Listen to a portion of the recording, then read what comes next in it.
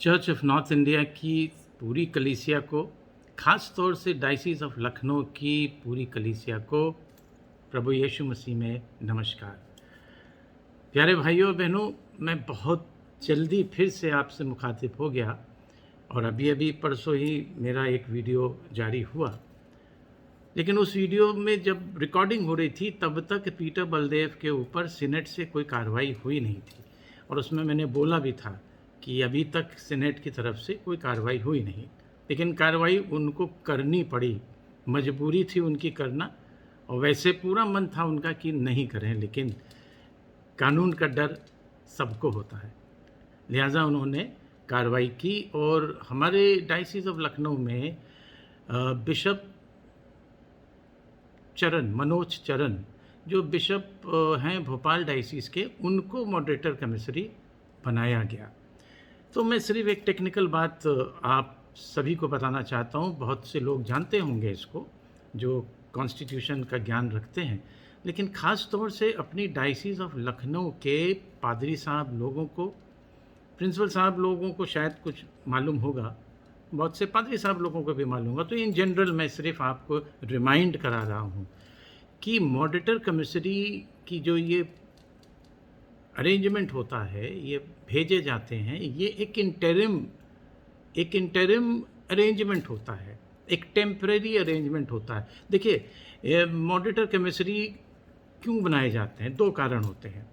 एक, या तो किसी भी डायसिस का बिशप रिटायर हो गया और इलेक्शन प्रोसेस में लगभग 2-2.5 महीने का टाइम लगता है, तो तब तक के लिए सीट खाली ना रहे तो मॉडरेटर की तरफ से एक बिशप अपॉइंट किया जाता है।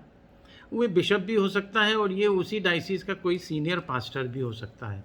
तो मॉडरेटर कमिश्नरी इसलिए बना देते हैं कि जब तक इलेक्शन नहीं हो रहा है, इन द मीन टाइम कोई ऐसी बात हो जाती है, इम्पॉर्टेंट बात होती है, सीरियस बात होती है, तो कुर्सी पे कोई है जो मॉडरेटर को खबर करेगा और मॉडरेटर फिर एक्शन लेगा उस डायसिस में। और दूसरा कारण होता है कि जब बिशप को पनिश किया जाए, जो लॉन्ग लीव है, ये सोफिस्टिकेटेड वर्ड पहले भी मैं बोल चुका हूँ कि एक सोफिस्टिकेटेड टर्म है सस्पेंशन का, कि जब बिशप को सस्पेंड किया जाता है तो भी कुर्सी खाली नहीं रहनी चाहिए। तो जब तक जांच चलती है या जब तक कि फिर नया बिशप इलेक्ट, जांच के बाद अगर सही पाया जाता तो उसको टर्मिनेट किया जाता। तो जब तक नया बिशप नहीं आता तब तक मॉडरेटर कमिश्नरी अपॉइंट होता है। तो जैसा भी बड़ी तेज़ अफवाह भी उड़ गई, अभी आपको मैं बताऊं कि ये एक पोस्ट वायरल हुई। ये इस पोस्ट में हेडिंग ही आई है कि पीसी सिंह और उसके सलाहकार एक बार फिर एक कदम आगे, प्रिंसिपल क्राइस्टचर्च को चकमा देते हुए कामयाब, अपने करीबी को गद्दी सौंपने पर दिया बड़ी जीत का संकेत। ये तीनों लाइनों से ये बिल्कुल स्पष्ट हो गया कि ये जो पोस्ट वायरल हुई, ये इसको पोस्ट करने वाले, लिखने वाले पिंटू तिवारी एंड पार्टी ही हैं, क्योंकि इससे बड़ी मूर्खतापूर्ण हेडिंग हो ही नहीं सकती।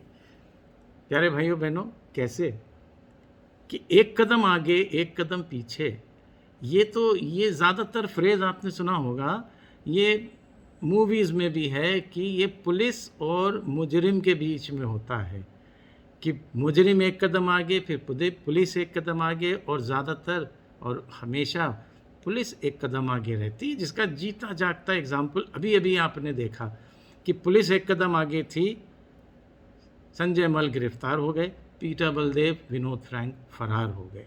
ये था पुलिस का एक कदम आगे का। दूसरा कि राकेश छत्री को, प्रिंसिपल को इन्होंने चकमा दे दिया।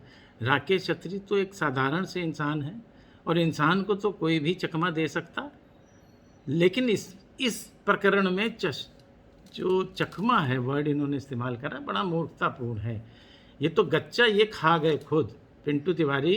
पीसी सिंह, जरा पूछो पिंटू तिवारी से, एक बार फिर वही चीज़ दोहरा रहा हूँ, यदि इतने बड़े तुम सूरमा होते तो पीटर बलदेव की 14 FIR और पीसी सिंह की 105 FIR कितनी कम करा पाए। नौबत ये आ गई कि पीटर बलदेव भागे भागे फिर रहे हैं, गैंगस्टर लग गया। और ये याद रखो, ऑडियो जो तुमने वायरल तुम्हारी हुई सेंट मार्क्स के प्रिंसिपल के साथ, उसमें साफ साफ तुम पैसे मांग रहे हो, तो जांच के दायरे में तो तुम भी हो पिंटू तिवारी। और आने वाले दिनों में जब पीसी सिंह के ऊपर भी ऐसा ही कुछ होगा, क्योंकि मैं अब कई लोगों से बोल चुका हूँ पूरी सीएनआई में कि हर जगह से पादरी साहब लोग आप हिम्मत करो, प्रिंसिपल साहब आप और लेमैन साहब जो आप डायसिस में काम नहीं भी करते हो, आप अपने अपने मुख्यमंत्रियों को पीसी सिंह का पूरा चिट्ठा आप लिख के दो एफआईआर्स का, 105 एफआईआर, कि जब एक 14 एफआईआर वाला जो है वो उस पर गैंगस्टर लग सकता है तो इस पर क्यों नहीं लगेगा। मैं भी मुख्यमंत्री को लिख के देने जा रहा हूँ और साथ में 10 लोग और लिख के देंगे, और उसमें पिंटू तिवारी तुम हो सलाहकार। बहुत मलाई खाई तुमने, ठीक है, अपना पेट बहुत भर लिया, जिन्हें कितनी 3 गाड़ियों का काफिला तुमने खरीद लिया, जो तुम्हारी हैसियत ऐसे नहीं थी, यह पूरा जग जानता है। ये तुमने चर्च को लूट के ये किया, और पीसी सिंह तुम्हारी भी हमने बोला हैसियत इतनी नहीं थी, ठीक। लेकिन मैं फिर बोल रहा हूँ, खुदा की लाठी में आवाज़ नहीं होती, डरो खुदा से। और यदि ये चीज़ तुम करते रहे और कर रहे हो, अभी जो है ईसी में अब सुनने में आया है, अब जब रिटन डॉक्यूमेंट आएगा भाइयों बहनों तो आपको सामने आ जाएगा कि इन्होंने अपना टर्म बढ़ा लिया, वो मैटर कानूनी है, कानून में देखेंगे।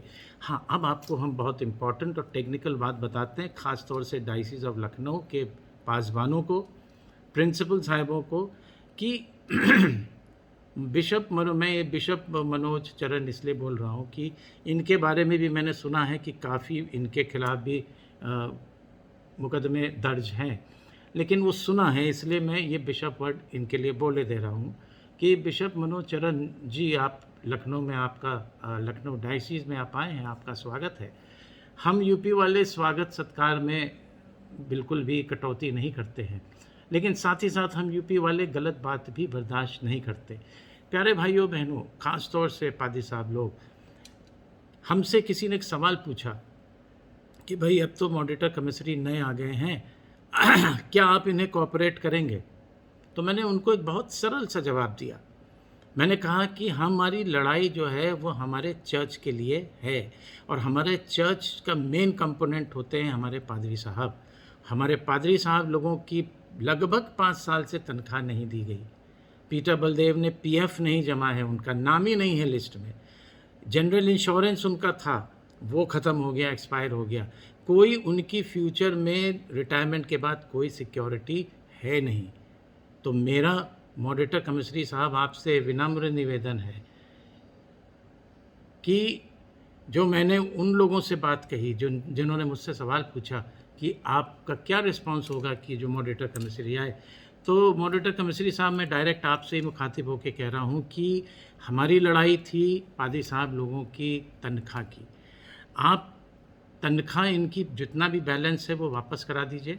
जितने पादरी साहब लोगों को, प्रिंसिपल्स को आपने, बिशप पीटर बलदेव ने, फिर बिशप निकला, पीटर बलदेव ने टर्मिनेट करा अनकॉन्स्टिट्यूशनली, सिर्फ इसलिए कि उन्होंने पैसे देने से इनकार किया। पिंटू तिवारी, पीसी सिंह के कहने पे आपने उनको निकाला।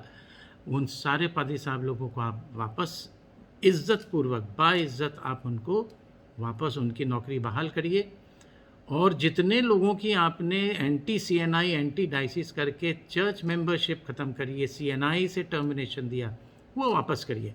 और यकीन जानिए बिशप मनोज, यदि आप ऐसा करेंगे तो पूरी लखनऊ डायसिस आपके साथ रहेगी। आप फिर आपको पीसी सिंह से डरने की ज़रूरत नहीं। आपको मैंने पीटर बलदेव से बोला था वो नहीं समझे, मैंने पीसी सिंह से आपको डरने की ज़रूरत नहीं।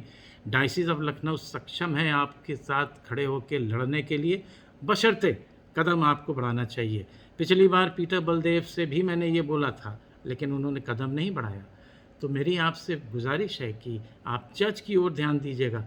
पीसी सिंह और पिंटू तिवारी के इंस्ट्रक्शंस पे अगर आप काम करेंगे तो यही काम होगा जो पीटर बलदेव ने किया। अब भाई बहनों, एक चीज़ और आपको टेक्निकल बता दें कि मॉडरेटर कमिश्नरी एक टेम्परेरी अरेंजमेंट होता है, जैसे मैंने पहले बताया। और टेम्परेरी अरेंजमेंट सिर्फ इसलिए है कि आप वहाँ बैठिए, कोई एक्स्ट्रा ऑर्डिनरी सीरियस प्रॉब्लम अगर हो जाती तो आप मॉडरेटर को खबर करिए, मॉडरेटर उसकी सलूशन निकालने की कोशिश करेगा। कोई भी पॉलिसी डिसीजन मेरे प्यारे भाइयों बहनों मॉडरेटर कमिश्नरी नहीं ले सकता। किसी का टर्मिनेशन किसी का सस्पेंशन, ये सब पॉलिसी डिसीजन में आता है।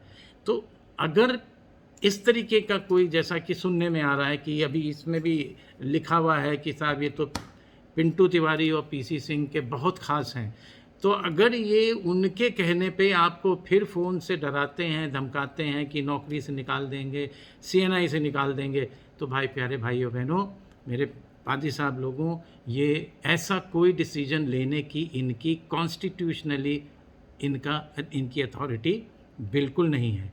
इसलिए ज़रा सा भी घबराने की ज़रूरत नहीं है। और बिशप मनोज चरण जी, आपको एक बार फिर मैं आपका स्वागत करता हूँ। लेकिन जैसा मैंने पहले बोला, आप चर्च के लिए काम करिए। हमारे पादरी साहब लोग जो परेशान हैं, इतने 25-25 साल से बाहर हैं, आप ट्रांसफ़र पॉलिसी को इम्प्लीमेंट करिए। 5-5 साल, जिसको भी 5 साल से ज़्यादा हो गए, आप ट्रांसफ़र करिए, ताकि जो छोटे छोटे जगहों से पादरी साहब परेशान हैं वो इस तरफ आए, और ये पूरा जो आपका कॉन्स्टिट्यूशन है, जो अभी तक फॉलो नहीं हो रहा था, वो फॉलो हो।